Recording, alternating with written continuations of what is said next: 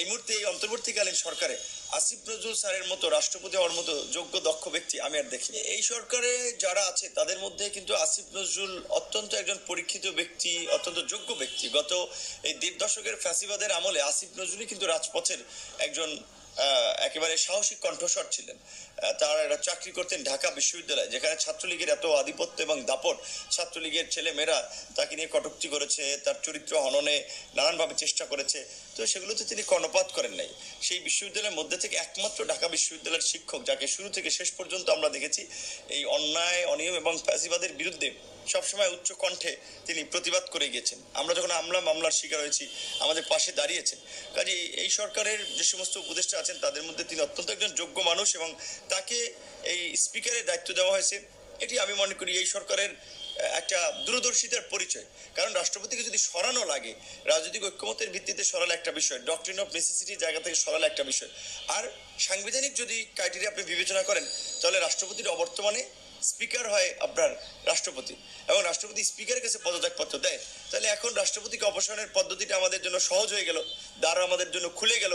এখন আসিফ নজরুল স্যারের কাছে পদত্যাগপত্র দিলে এবং আসিফ নজরুল স্যার গ্রহণ করবেন এবং আসিফ নজরুল রাষ্ট্রপতির দায়িত্ব পালন করবেন। এই মুহূর্তে এই অন্তর্বর্তীকালীন সরকারে আসিফ নজরুল স্যারের মতো রাষ্ট্রপতি হওয়ার মতো যোগ্য দক্ষ ব্যক্তি আমি আর দেখি না। এখন ধরেন রাষ্ট্রপতি যদি বর্তমান রাষ্ট্রপতি পদত্যাগ করে বা অপসারণ ঘটে, তাহলে তো একজনকে তো রাষ্ট্রপতির দায়িত্ব নিতেই হবে।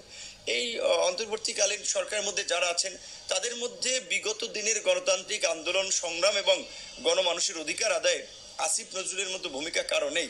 সেক্ষেত্রে আসিফ নজরুলই হতে পারেন এই সময়ের, এই সংকটকালীন সময়ে জাতির নতুন কাণ্ডারি। রাষ্ট্রপতির দায়িত্ব তিনি পালন করতে পারেন এবং ইউনূস স্যারের সাথেও তার কেমিস্ট্রিটা ভালো, বোঝাপড়াটা ভালো।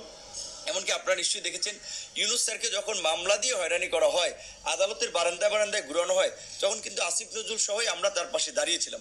যদিও আবার আসিফ নজরুলের এই জনপ্রিয়তায় আমরা দেখতে পাচ্ছি আপনার এই মাঠে কিংবা বিভিন্ন জায়গা থেকে একদল গোষ্ঠী তাকে নিয়ে নানা ধরনের প্রপাগান্ডা এবং বিভ্রান্তি ছড়াচ্ছে, তার কাজকে বিতর্কিত করার চেষ্টা করা হচ্ছে। কিন্তু প্রকৃত অর্থে আসিফ নজরুল গত ১.৫ দশকে যে লড়াই সংগ্রাম করেছেন সেটি কিন্তু কেউ অস্বীকার করতে পারবে না।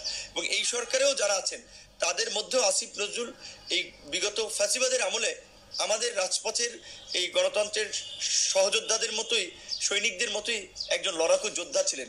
কাজে আমরা আসিফ নজরুল রাষ্ট্রপতি হলে আমরা তাকে ওয়েলকাম জানাবো, দেশের মানুষও এতে ওয়েলকাম জানাবে। এবং আসিফ নজরুল স্যারের সাথে বাম ডান একটা সর্ববলয়ের লোকজনেরও কিন্তু অত্যন্ত একটা সুসম্পর্ক আছে, এবং আমার মনে হয় এই সরকারের মধ্যে সমস্ত উপদেষ্টাদের মধ্যে আসিফ নজরুল স্যার এই সম্পর্কটা অত্যন্ত সঠিকভাবে মেনটেন করে যাচ্ছে।